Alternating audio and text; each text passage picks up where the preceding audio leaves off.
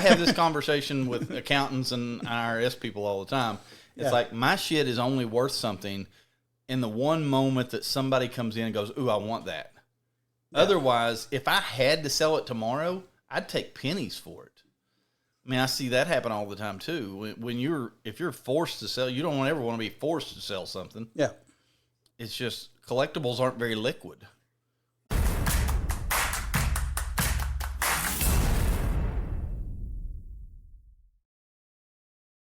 Good morning, Ryan. What's up? Dude, it's been a minute again. We never get to do this when we say we will anymore. Now, whose fault's that? It was mine this time. It was mine. I will fully own up to it. It was my fault. Bought that building 2 weeks ago, and I have been completely immersed in trying to get things moved there, get things squared away there, and I'm doing very little work to that building at all besides moving in, but I wanted to get the few little things done. Mostly, there were 77 network ports throughout that building. Not a fucking one of them was labeled in the closet. So I got up to about, I set one whole day. First off, I got an estimate to figure all that out, and it was $5,000. And then I went, you know what? I used to do this shit for a living, kind of.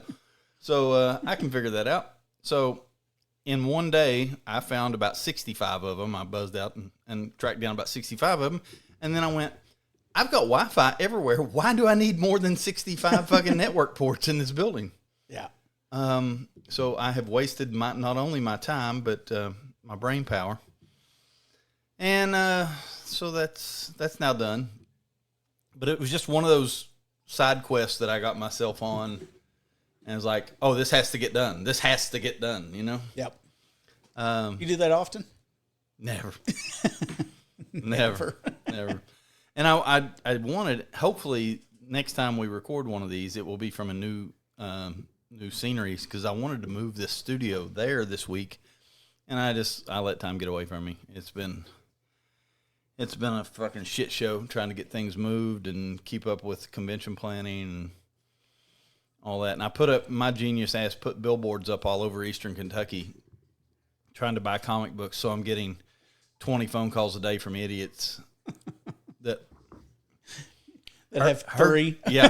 They have three. Heard you buy funny books. I got me one. You know, and it's just been a thing. So now I'm curious because once you set the podcast up, you know, the studio, mm-hmm. That's going to be kind of almost somewhat dedicated to that, right? Because I mean, you're not going to, like, now it's a dual office. So is there going to be some more creative license and a little bit more thinking in regards to the setup? Yeah, maybe. I don't know. I do want to get it set up. Ultimately, I want it set up where it lends itself to this, but also I want to do some other things there. So I need to get it. I need to get it a little versatile, as one says. Yep. Versatility is the key. What's been going on in your life? I haven't talked to you much. Yeah. No, it's. Well, I think we did one after we got back from the trip, right? Yeah. So, but we've had one.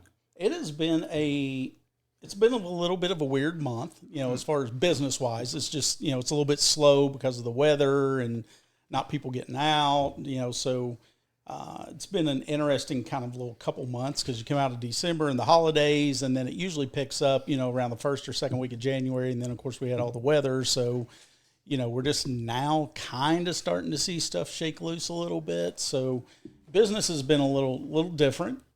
Did have a closing today, so that's always good. That was one we've been battling for a minute. So, other than that, we redesigned the bedroom, did that, got a sauna, got it installed. So yeah, I heard about this sauna thing. Yeah. You about talked me into wanting one of those. I love it. One of the things I think would be interesting for you is when are you going to find 45 minutes to an hour to when I'm doom scrolling, you know. Yeah. I guess. Huh.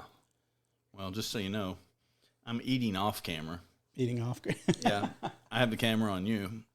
so I can take a bite of this cheeseburger. Get it. But yeah, no. As long as you can't hear me munching French fries, we're okay here. We're good. I guess. Yeah. But no, it's been good. So got to we spent. It was kind of good. I mean, the timing wise, as far as once it, the weather was kind of what it was. We just kind of leaned in. Had a couple remodel projects that we wanted to work on, so we got those knocked out and had a little more time to just kind of relax and take things easy. Work on a little bit of work stuff, but for the most part, just more of the balance things. Where is the housing market now with the interest rates coming down and all that sort of stuff? Is it starting to heat back up, or is it? Well, I think is it fuckered, or what? Where are we at? Yeah, see, that's the thing is that I don't know that we've seen any ramifications of yet. Because there was so much bad weather. That's kind of when those interest rates kind of dropped. It was still during the height of the nonsense. So, but like I said, this last day or two, things have started to pick up a little bit. But overall, I think the market's just slower. I got a fucking email from Rocket Mortgage telling me that they could drop my interest rate. And it said that they're currently writing loans with interest rates in the 4s.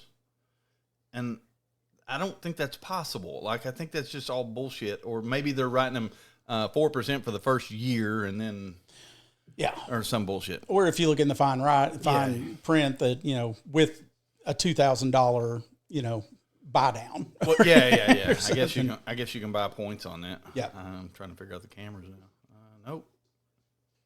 Technical difficulty. There we go. Hey. Got it. Yeah. Sorry. Well, that's neat, I guess. So at we did have Valentine's Day during the course since we last met. I just thought of something funny, but keep going. Go ahead and say what you're just funny, because I have it's not my question, but I do have a question kind of in that lane. So don't lose it. So I did nothing for Valentine's Day. Okay. I'm not a Valentine's Day person. I don't even really have a Valentine. Hey, you know what? Fuck it. But anyway, at 11 o'clock at night on Valentine's Day night, Katrina and Amanda and I went to IHOP. Yeah. I saw the post. Okay. Yeah. I just shits and giggles. Funny. I thought it was Walmart, or I thought you went to Waffle House. So it was IHOP though? It was IHOP. Yep. Shit, made a post. Out with my girls for Valentine's Day at Waffle House. Anyway. My ex-girlfriend from high school shared it. And and said something like, I hope you can keep up with him or something. I don't know. But anyway, it was just weird because, we're friends and all that. We're friendly. Yeah. But I haven't really, she called me about a bearded dragon a year ago, but it was just really weird. Like, why would she share and comment? Share and comment. Nice. And it was like the only action that post got. Everybody else just left it the fuck alone. Yep. Just let it sit. Just let that go. Not sure what's going on there, but we'll just let that go. But what was going on there was we went to fucking IHOP because we were hungry. Yeah. But it didn't. I don't know. It really weirded me out because I got a notification that was like this girl shared that. And I was that's a little strange. Yeah. Anyway, what else? I think you've already kind of answered it without answering it, but I was curious of what your thoughts are on all these ancillary holidays, what you celebrate, what you don't celebrate. At what point did you pull out the kids, right? Like Easter and all these different things. Are you, as an adult now, are you just like down with all of them? No, down with all of them. Like, I don't fuck with none of them. I can't think of a holiday that like I go in for. I think they're mostly all marketing gimmicks. Yep. Which is great, though. It gives some people some real purpose and some real excitement and all that. That's great. But I don't know. It's like none of them. I don't even remember. Like, unless somebody says it to me, I don't even know it's my birthday most of the time, Are you seeing a trend, and not necessarily a good trend? No. I know I'm a workaholic. I'm a Scrooge McDuck here. And a workaholic. I'm I don't know. Maybe. It's just another, but I don't see myself as a workaholic at all. But all those holidays are just another day to work. I mean, they're just another day to get up and do whatever. Can we circle back to that? You really don't think you're a workaholic? I'm not saying in a negative way. I mean, everybody do what you got to do. I have the easiest life and job of anybody I know. But there's never... I wake up at the crack of noon some days, you know? But I think if you're in your waking hours, I don't know of any time that I ever talk to you during waking hours. And there's times where we'll talk at 10 o'clock, 11 o'clock, sometimes 10 in the morning, that you're not working. Well, that is true. If I'm awake, I'm working. I'm doing something. I don't take very much time to just like. So, what's your definition of a workaholic then? If you don't think you are, like, I'm not obsessed with working or whatever. Like, I don't know. I don't know what a workaholic is. Is that a bad thing? That you don't know what it is, or that? No, I don't know that anything is technically inherently a bad thing, but I think not having any work-life balance to where there's things that is outside of work, I think by definition makes you a workaholic. Now some of the things I do for work though are like sometimes just because you can do it and you have fun. Yeah, sometimes my work is going for a steak dinner. You know, I'm taking somebody out for a fucking a nice steak or something. You know, I don't know what this. I think it goes back to the fact that I've said this 100 times. Anything I do is work. Like, if it's fun today, I'll turn it into work. That's just that's just who I am. The example I always said is if I got into racing model cars, I'd have a model car shop next week, you know? Yeah. So anything I do, I'm into snakes, but snakes become work because I make them my job because it's my thing. I'm into comic books, so I make them my job. But that said, everybody in the world should be so lucky as to have the job that I have. I'm not blowing my own horn here, but my job is do whatever the fuck fun, cool shit I come up with today. Yeah. Franklin is super pissed. By the way, Franklin is like on day 9 of a hospital stay that should be day 7. Like, you know, if you're in the hospital and you should have got out 3 days ago, that's how pissed off he is right now. He is ready to be out and about. So what I've been doing for him, they told me to leave him in the crate 100% of the time, which is no bueno here. But he stays in there usually 10 or 11 hours a day and then 9 or 10 hours while I'm asleep. So we're getting a solid 20 hours of crate time a day probably. But today has fucked that all up because I've had company all afternoon and he's really feeling himself now. But anyway. He looks much better, though. Yeah. I mean, versus a couple weeks, it's nice to see him mobile a little bit, and you're, having to try to tamp him down versus it's just I have to give him all the drugs. They told me I could be very liberal with the drugs, and we have been. Yeah. He is a complete and total stoner now. Did I tell you, did we talk about dogs being addicted to drugs? I don't think we did. Oh, my God. This is backing up like 3 or 4 weeks when Franklin got hurt and I knew they were sending him home with pain pills. And of course, we're from Eastern Kentucky. So I know I remember you asking about it, but I don't know that we went too far into it. Yeah. Did I tell you that I asked the doc about it? Yeah, so I remember you asked the doc about it, but I don't know that we got really in the weeds about what he said. Okay, well, I just asked him point blank. I said, so can my dog get addicted to painkillers? And he said, what do you mean? I said, what I mean is, will my dog be out trying to suck dick for painkillers, for fentanyl or whatever? And he said, no. And his answer was that, I'm not sure about this, really. The dog knows it's fucked up or it feels good or whatever. But it doesn't associate that with, I just got a pill. And, oh, my God, I need another pill. It's not smart. They're not smart enough to put all the logic together. Yeah. About, if I do this, if I go out and do something nefarious, then maybe they'll give me another one of these pills. Yeah, they can't string everything together to form.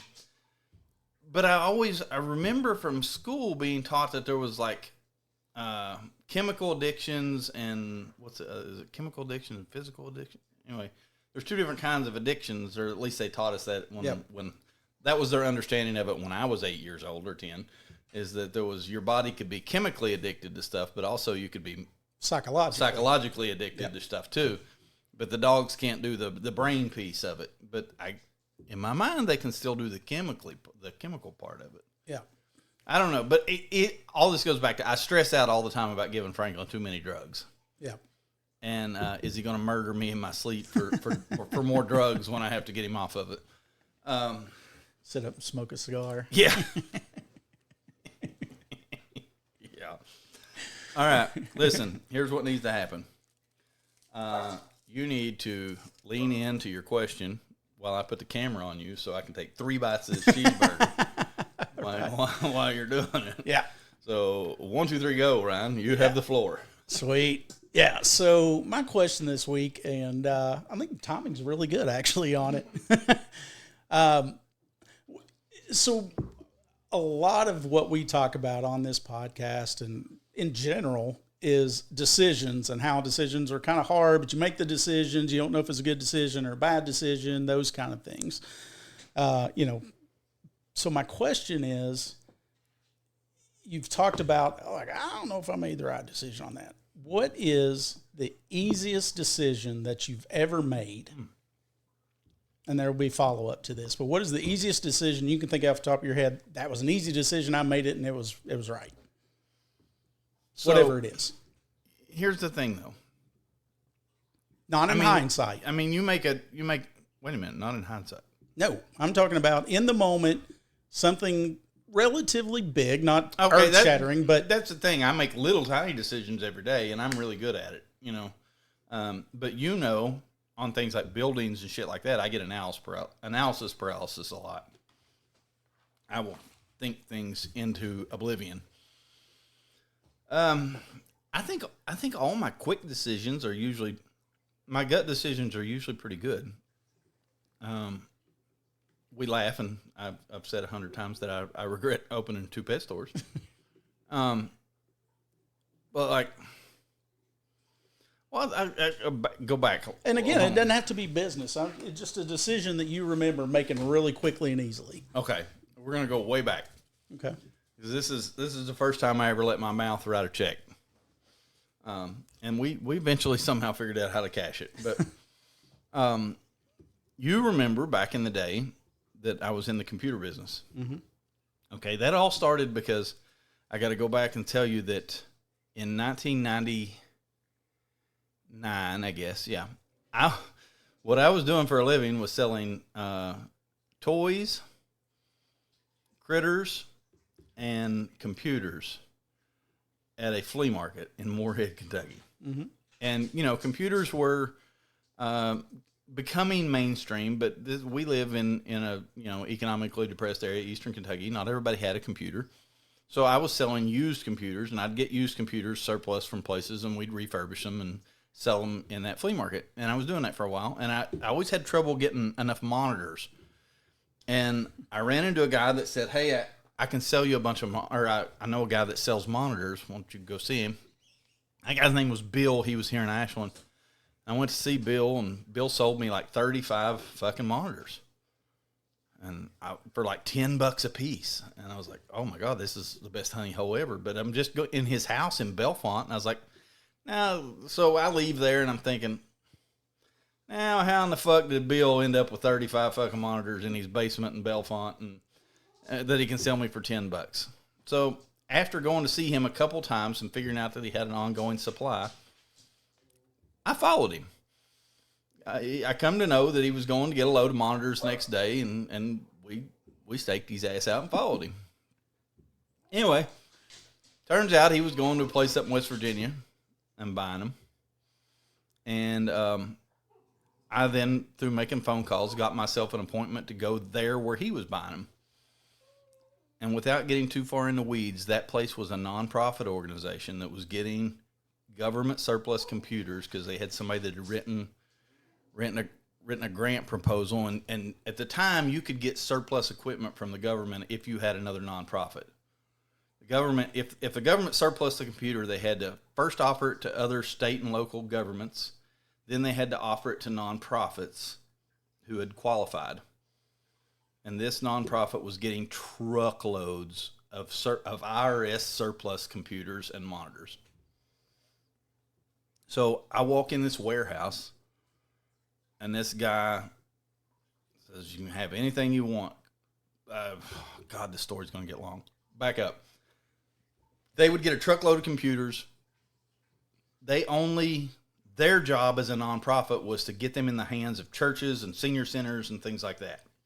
But they only used this one certain model of computers. That way they had equity across everything they were giving away. Everything else they sold to whoever wanted to buy it. And drove Lexuses and shit, you know. License to steal kind of thing. Yep.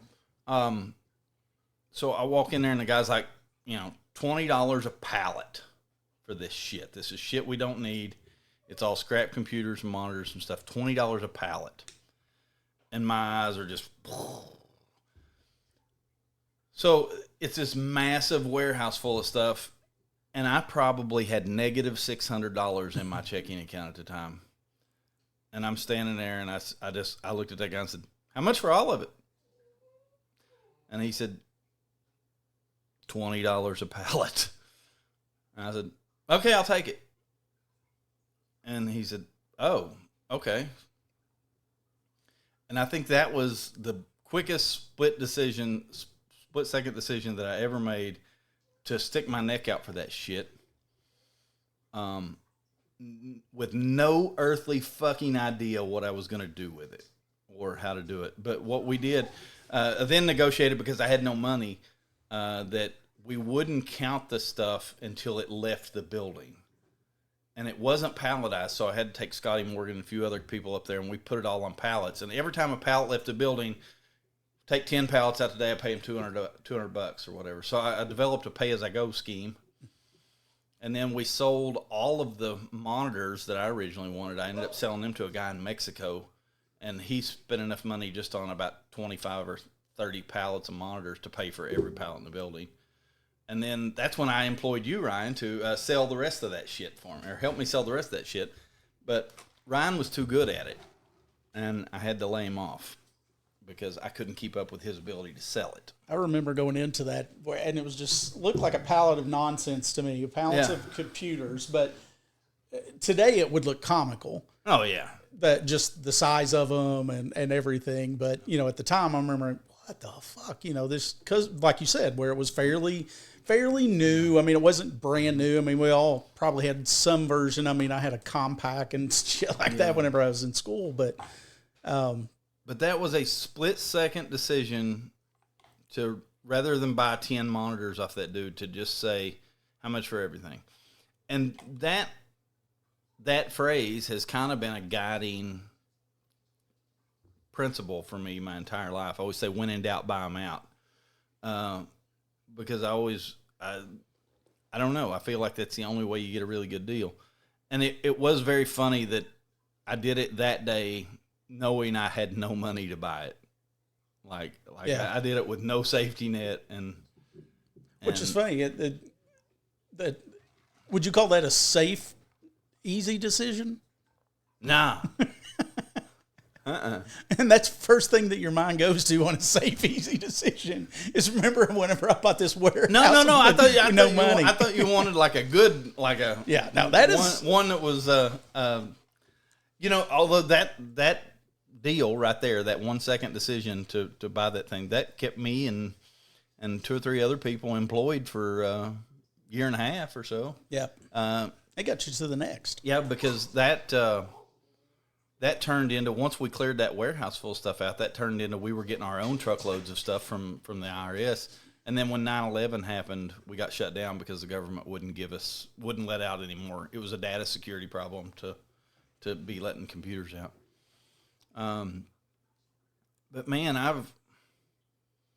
I've bought a lot of stuff on decisions like that. I bought 2 or 3 pet stores. I don't know. So you want to know what an easy decision to make is? Yeah. So it's like I don't know if I understand the question. Yeah. Like they're all easy. where I was essentially trying to go with this is that there's every time that we kind of get into talking about decisions, stuff like that, you have always thought the shit out of it. You've researched, you've looked at this angle, that angle.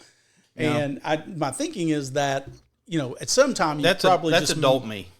Yeah. So in adult you, there's no decision that is a safe, easy decision. It has to be thought through first. I definitely get analysis paralysis now.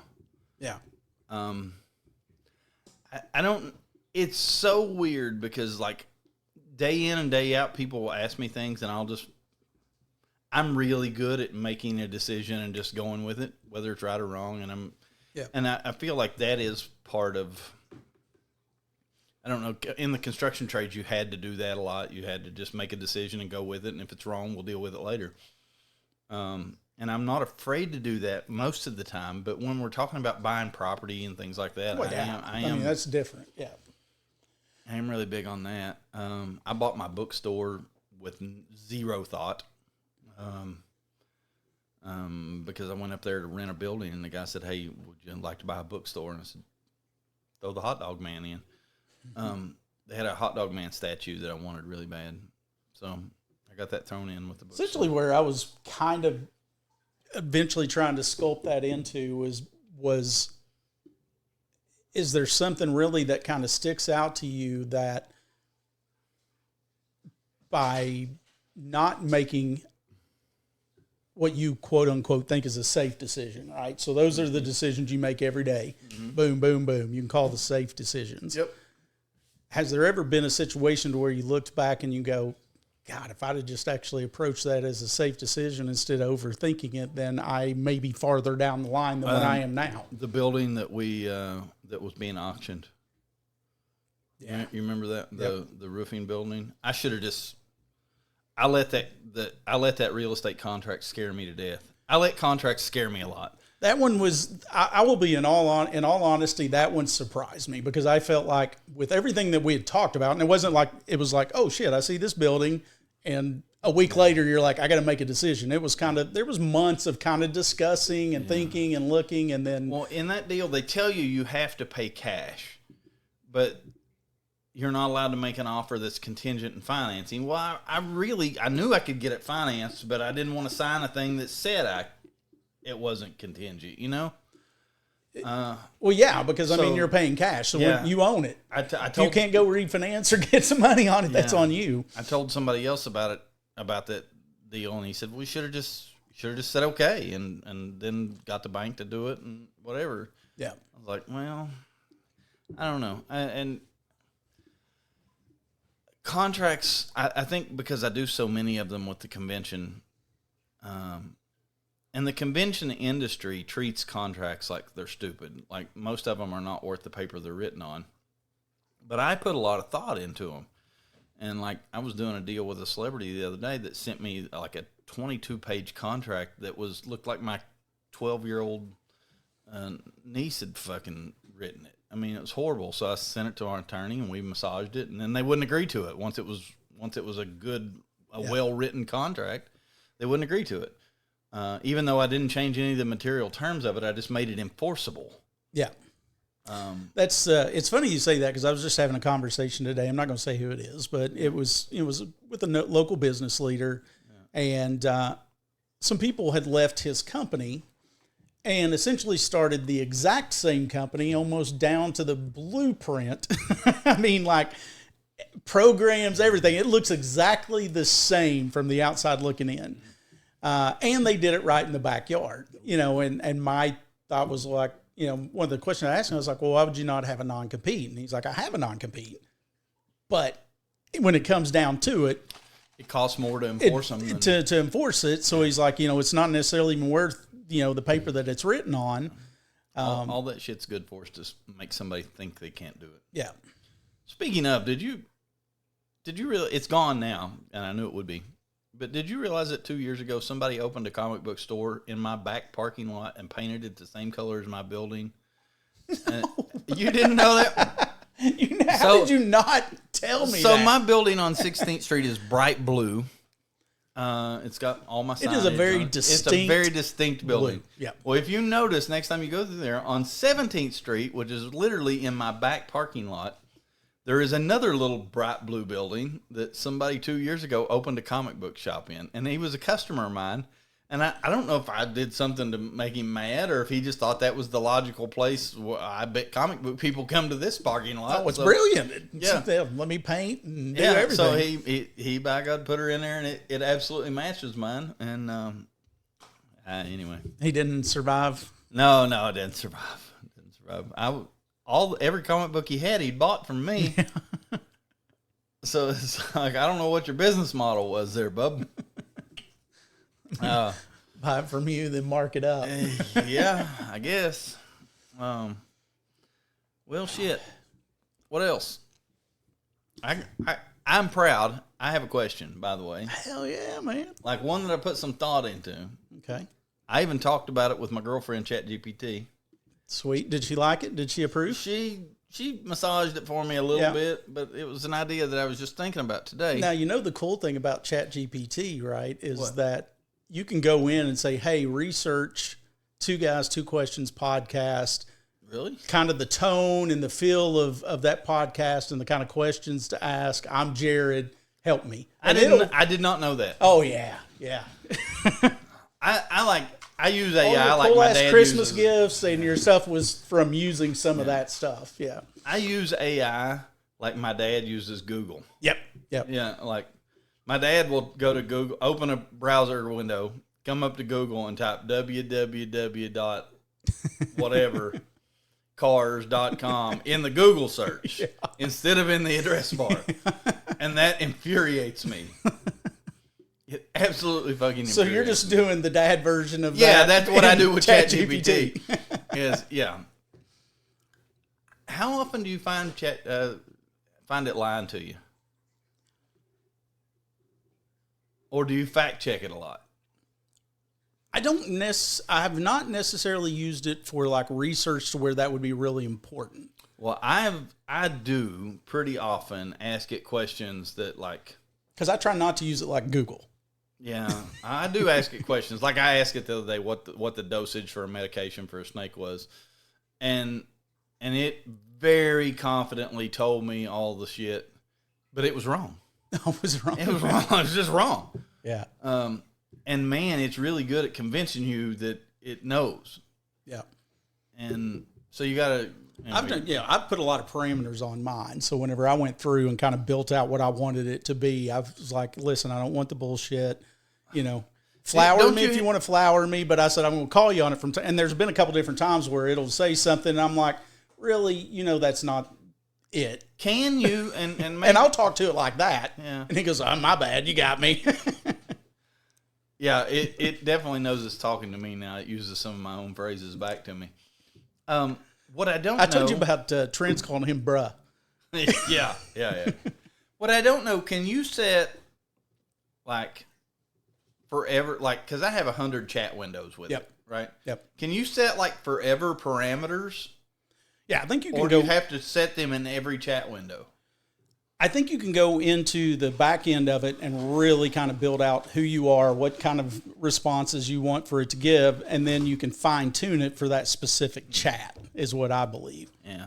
Because but I think it retains some stuff because there was one where, there's a certain project I'm working on right now, been working on it for a while, and it has a lot of information in there. Mm-hmm. And then I have a bunch of other chats that are different things that are going on. Yeah. And it has referenced, there's been a couple times where I was like, well, I want to do this. And it was like, well, it doesn't really fit in with the personality with the way that you offered. Are you sure you want to do that? Like, well, no, if it's not me. Like, yeah.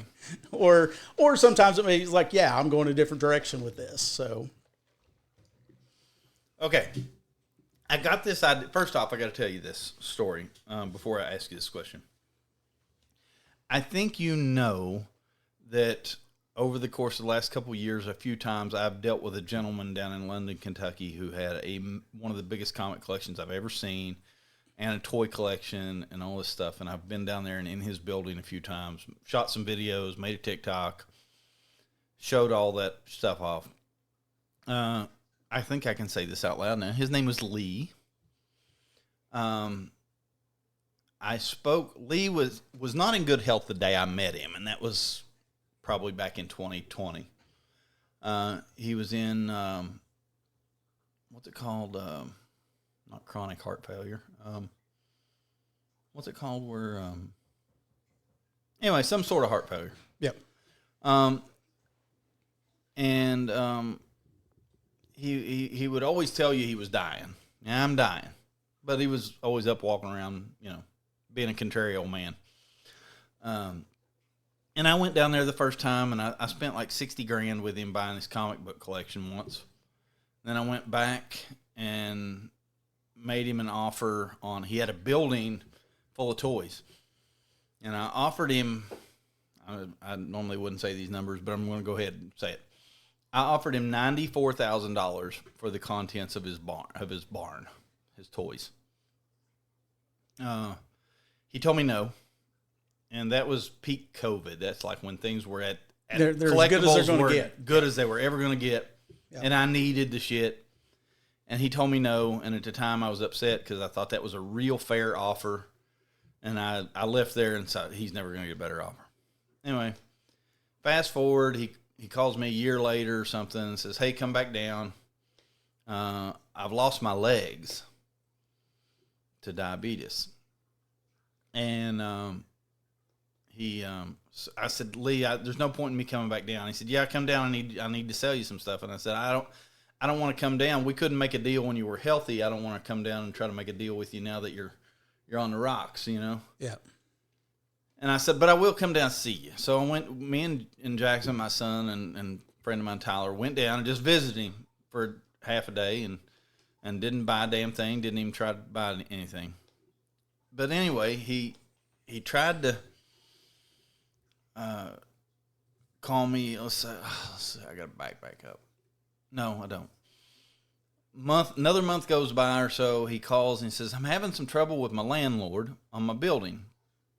Do you know a good attorney?" And I found him a phone number for an attorney in London. Because keep in mind, he has no legs. He can't do shit. He's about half blind. Contrary as fuck. God, he's a bitchy old guy. Anyway. But you drove 3.5, 4 hours to somehow he endeared himself to me a lot. He really did. So fast forward to... Can I stop you 1 second? Yeah. Be honest without thinking it. Yeah. Was any of that transactional? Were you thinking, ooh, if I do this, eventually I get this? No, because I don't think that'll ever happen. The first few times I went down there, it was absolutely transactional. Well, yeah, you didn't know the guy. I didn't know the guy. Yeah. But if it wasn't, that's fine. I was just curious. I really didn't.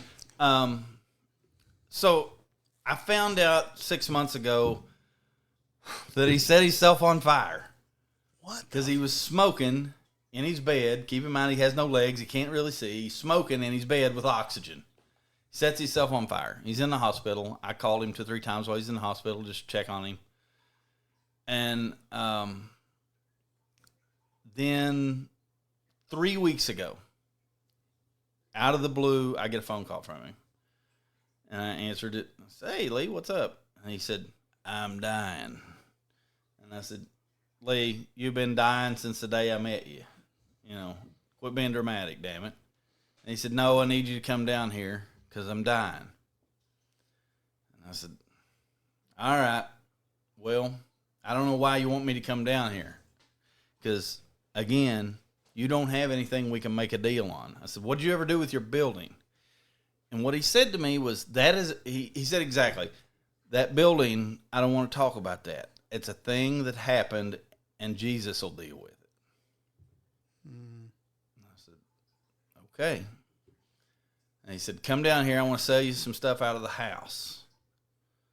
And I said, "Well, next Thursday, I'll try to come down." That would have been last Thursday. I said, "I'll try to come down and see you."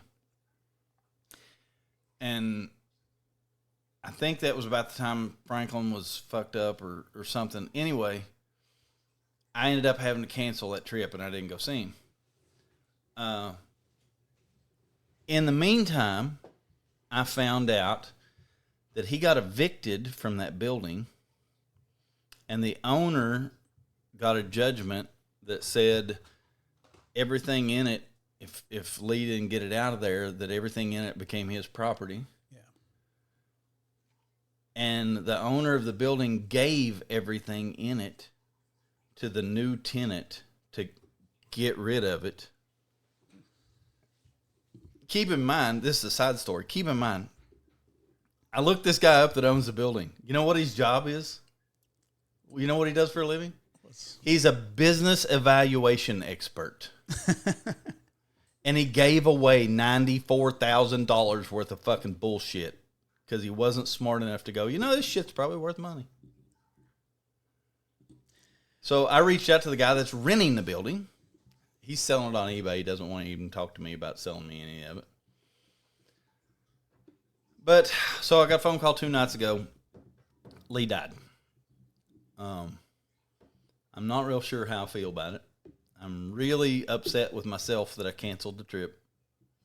Not because he has, there's cool shit in that house, but not a damn thing in there. It didn't have anything to do with what you were going to buy. Doesn't have anything to do with the shit, I get it. I also know, now going back to the shit, I'll tell you that his obituary, I read it says, survived by 7 loving siblings. Now, I was down there a dozen times or more over the last several years. Lee never had anybody there to help him or to check on him. He had a home health nurse that come by. And if he had 7 loving siblings, I don't know where the fuck they ever are or were. There's never been a dead person that's written their obituary. Yeah, you're or right. There's very few people that's written their own obituary, I would say. Anyway, history's getting rewritten. I know. I will also say he probably had another $100,000 worth of cool shit in his house. And I know that shit will just end up scattered to the wind. I do know he had a brother that was on drugs pretty bad.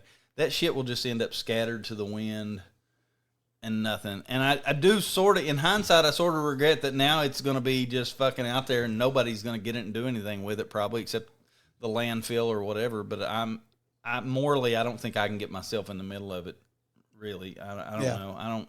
I don't feel good about it at all. Back up and say, this man turned down my $94,000 because it wasn't a good enough deal, knowing he couldn't further pay the rent on the fucking building. His pride let him lose it. Yeah. Basically. Yeah. And I say a lot, that's when 2 idiots met. Because I think I offered him too much and he told me no. But that's hoarding, right, is what that is. That's... And I see that kind of shit all the time. People are going to die with their shit, and it's going to become somebody else's problem. As opposed to, I know another older gentleman right now that's literally been in hospice care, and he probably has $40,000 or $50,000 worth of silver right now. Silver is at an all-time market high, and he doesn't think it's the right time to sell it. He's going that shit is going to become the problem of somebody else, and I think he's okay with that. But anyway, so this leads me into my question. If you had the option to know the exact date and cause of your death with absolute certainty, but you couldn't change it, like think you got a countdown clock on your arm or something, you know, whatever. I think we've went down this road a little bit before. We didn't get this far in the weeds, though. Okay. It was just, it was more We've done so many of these, I can't fucking remember. Yeah. Would you want to know, and do you think that knowledge would make you live more fully, or would it slowly fuck up the time you have left? Would it eat you alive? I think I struggled before when we were kind of in this avenue. I think I would want to know. And then at points I think I wouldn't want to know, just live blissfully. But the problem, I think if I knew, then I probably would start living my life the way I 100% wanted to if I didn't have anything. No, wait a minute. Would you live your life the way you want it to? Or, okay, say tomorrow you got 6 days left. Do you prioritize preparing Dixie and your kids, or do you prioritize your own bucket list? Oh, it'd be preparing the family. Right. 100%. Yeah. I mean, I would want to do all that. I'd try to do that then and say, hey, come with me. But, I got some shit I got to do. You're definitely prioritizing getting the wheel in order, Yeah. You're not prioritizing skydiving over the ocean in Maui. No. Or whatever. No.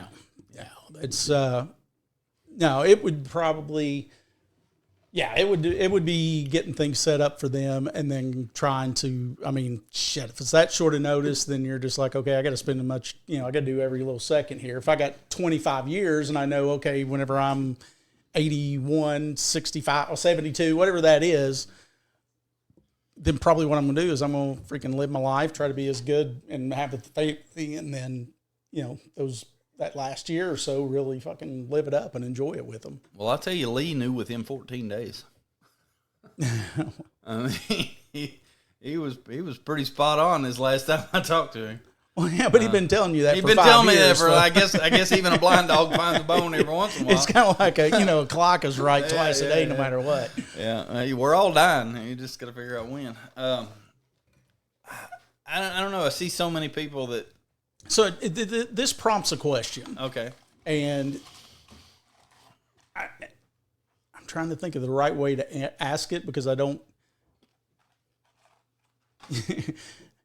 I'm not trying to be mean with this, but it is a question, right? So you talked earlier in this episode about everything that you do, you turned it into a job. So then you're not really quote unquote working. So you have 650 snakes and you got, whatever, X amount of dollars in toys and all this stuff that you have, right? Yep. You die tomorrow and you have all this shit. No, there's a difference. Okay. I also have 27 employees and 2 kids that very much know how to continue the business. If I get hit by a truck tomorrow, Katrina picks up right where I left off the company reverts to my kids and her probably. Yep. And we've already talked about, I don't have this written up yet, but I think what we're doing is my store in Ashland is going to become a third the manager of the store and a third my 2 kids. The store in Huntington would be a third the managers of that store and a third my 2 kids. The conventions, Katrina's and my 2 kids. And then they just, all the stuff just becomes inventory to them. It's not like they don't know how to handle truckloads of shit that is collectible and worth money, Yeah. That's what we're good at. It's different when 90-year-old grandma that has no idea of the resources of how to deal with this kind of shit gets left with a garage full of this kind of shit, or whatever. So the kids know basically that everything that's in your house, because there's lots of shit that's in your house that isn't for sale. Still inventory. Business-wise, it's still inventory. So I get that. But, I mean, are your kids, do they know everything that is in this house, every little thing that you kind of dig a little bit more than others, just sell it? Yeah. You don't think and this is my deal with my dad as well. But I think it's the deal for my kids as well. I think it's the right way. I was just curious. If you want to, like my dad and I have talked at length, if he gets hit by a bus tomorrow, if there's something in his house, my dad's wish is that everything he owns be auctioned. And if I want something, then I should bid on it at the auction. Interesting. And then the money is a third, half mine, half my sister's or whatever, Gotcha. but, or however it works out. But, as opposed to fighting with that, I want daddy's rifle. No, I don't want daddy's rifle. Yeah. You want it, fucking bid on it, and you get your half of the money back, Yeah.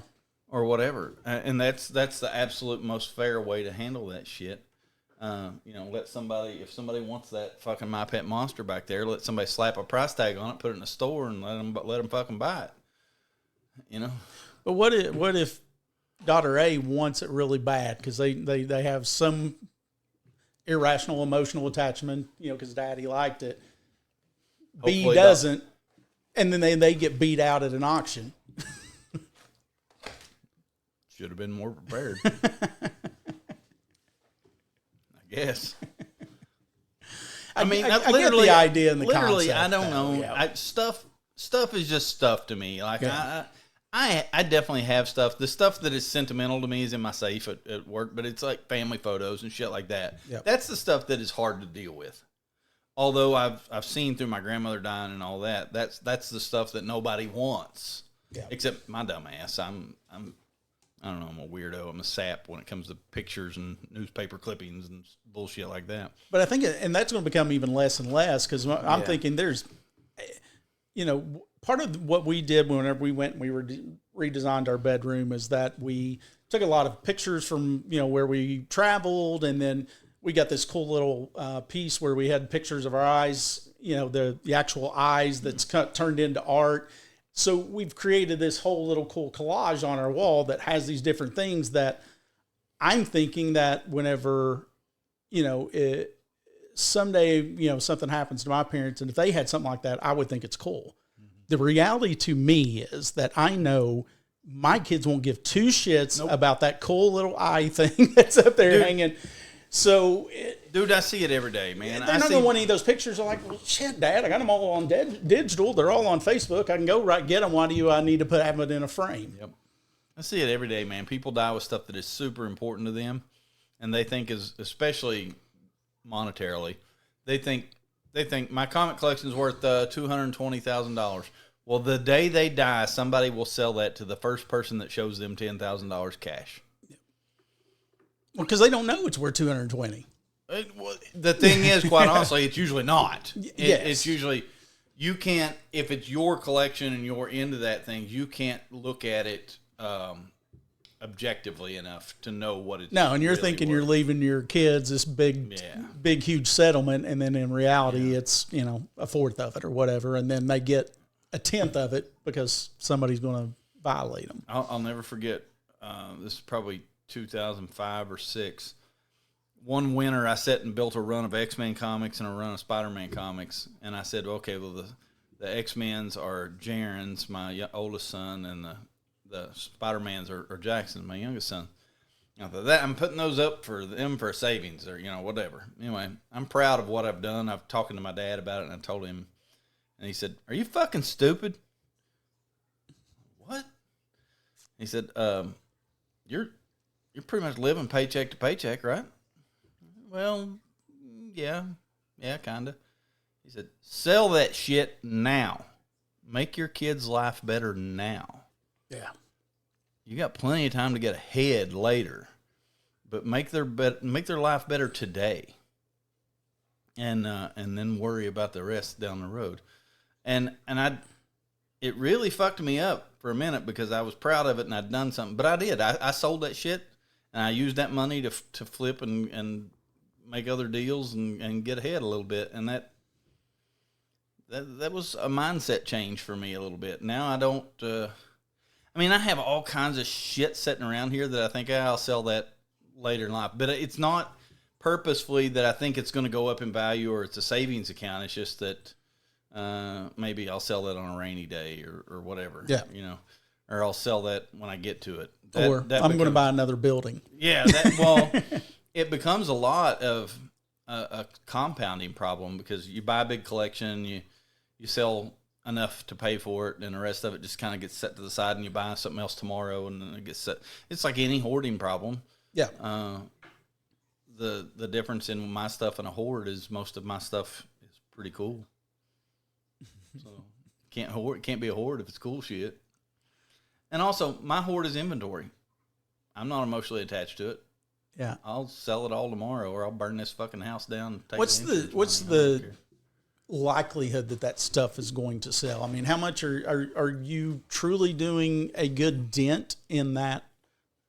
Let's say that you bought nothing else for 6 months with the buildings that you got.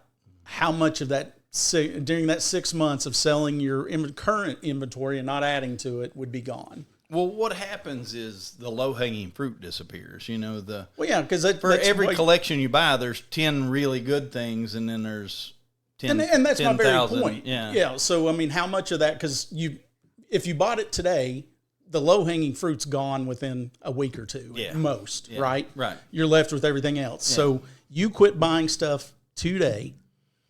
6 months from now, how much would you have still in inventory? Oh, a fuckload, but I wouldn't have anything good. I'd have the fluff, I guess. But that's what I'm saying. So I mean, how much is that fluff actually worth then? It's only worth what somebody will buy for it. Yeah, right. I have this conversation with accountants and IRS people all the time. It's like my shit is only worth something in the one moment that somebody comes in and goes, "Ooh, I want that." Yeah. Otherwise, if I had to sell it tomorrow, I'd take pennies for it. I mean, I see that happen all the time too. If you're forced to sell, you don't ever want to be forced to sell something. Yeah. It's just collectibles aren't very liquid. I mean, some are extremely liquid, but that collection we bought during COVID, the Landon Lee collection, was down in Nashville.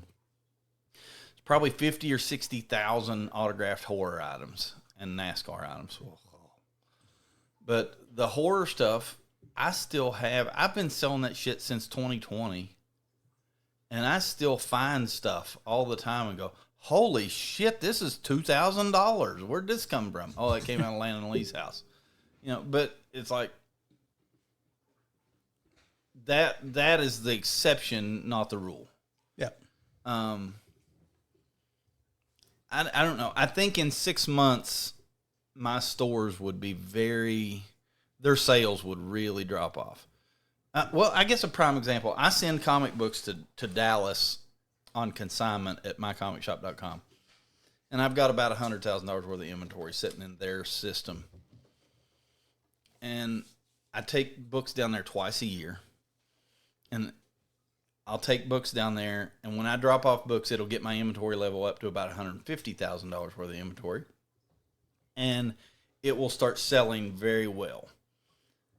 3 months in, if my inventory drops below 100, my checks get small real quick, because it's like the bottom 100 of things that aren't really going to go anywhere for a while. Yeah.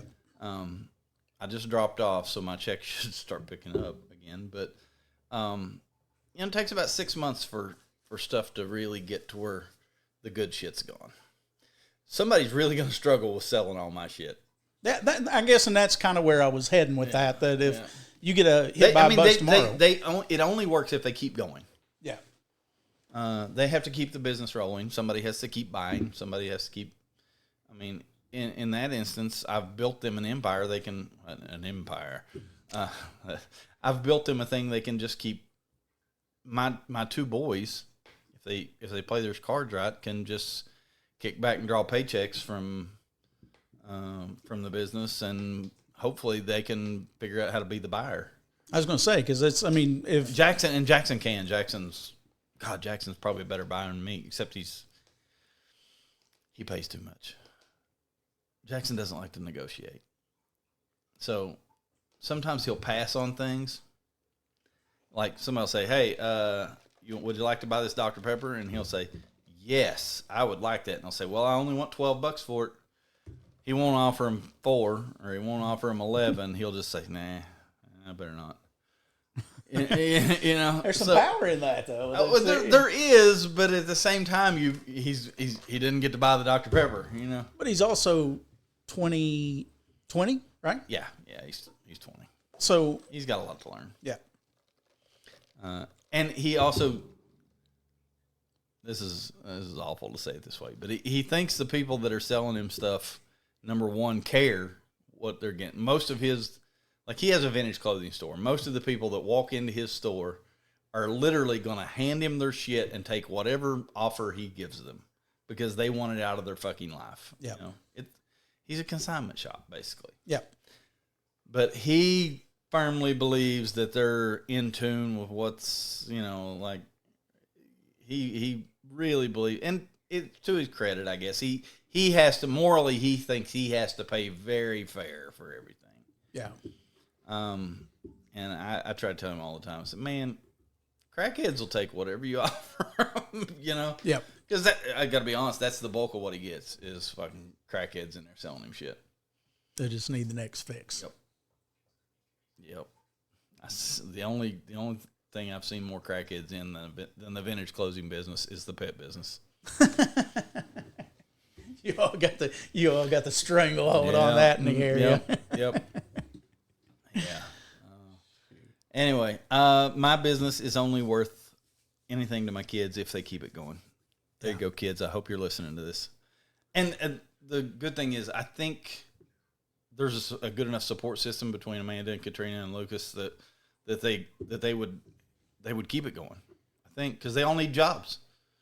I mean, yeah, this is their life. This has is been their life for years now. So and most of my employees are fully bought into what we do. You know. Yeah. I take decent care of them. They've got 401ks. You know, it's an entry-level retail job that I set up to keep people. Yeah. So, luckily, I have a few good ones. So, got a few shitty ones, too. But can't bat 1,000. You can figure out who you are. Anyway. And just like that. Just like that. All my employees are pissed off at me again.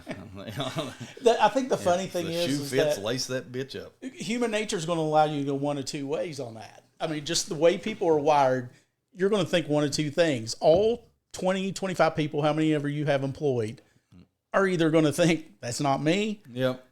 Whether it is or it isn't. Yeah. Or they're going to think, that fucking asshole was talking about me when they're not one of the people. It's what it will be is absolutely that. The ones that I'm actually talking about will be the ones that say, that's not me. Yeah, I'm not that guy. I'm the A game. And just like that, another episode of Two Guys, Two Questions is in the books. We laughed, we learned. Well, we mostly just laughed. Yeah, and if you made it this far, congratulations. You now have random knowledge you never asked for. You're welcome. Don't forget to follow, subscribe, and leave a 5-star review. Or don't, but just know if you don't, we're bringing back the squeaky toys. Oh, it's coming back either way. Until next time, same two guys, two questions, and absolutely no idea what we're doing. Perfect.